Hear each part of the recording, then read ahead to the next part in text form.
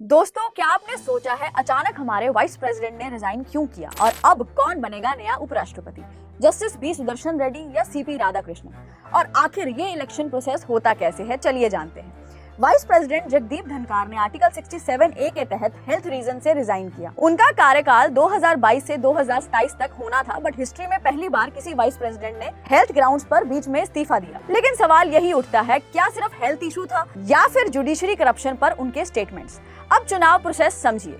Constitution का article 66 कहता है कि वाइस प्रेसिडेंट का चुनाव इलेक्टोरल कॉलेज से होता है, जिसमें सिर्फ लोकसभा और राज्यसभा के एमपी शामिल होते हैं। मतलब सिर्फ लोकसभा और राज्यसभा के एमपी वोट डालते हैं। हर एमपी का वोट वैल्यू बराबर है और जीतने के लिए चाहिए आधे वैलिड वोट 50% प्लस 1 यानी लगभग 395 एमपी का सपोर्ट। वोटिंग होती है सीक्रेट बैलेट से और एमपी अपनी प्रेफरेंस रैंक करते हैं। अब कैंडिडेट पर नजर डालिए। सीपी राधाकृष्णन तमिलनाडु से सीनियर बीजेपी लीडर और वर्तमान महाराष्ट्र गवर्नर। दूसरी ओर justice Sudarshan Reddy, supreme court के रिटायर्ड जज, जिनकी पहचान जुडिशियल इंडिपेंडेंस और ट्रांसपेरेंसी के लिए है।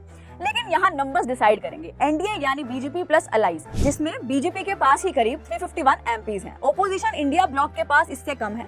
साफ है एनडीए का कैंडिडेट भारी है। वाइस प्रेसिडेंट का पद देश के संविधान में बेहद महत्वपूर्ण है, क्योंकि वही राज्यसभा के चेयरपर्सन भी होते हैं। अब देखना यह है कि अगला वाइस प्रेसिडेंट कौन बनता है। आपको क्या लगता है, कमेंट में जरूर बताएं।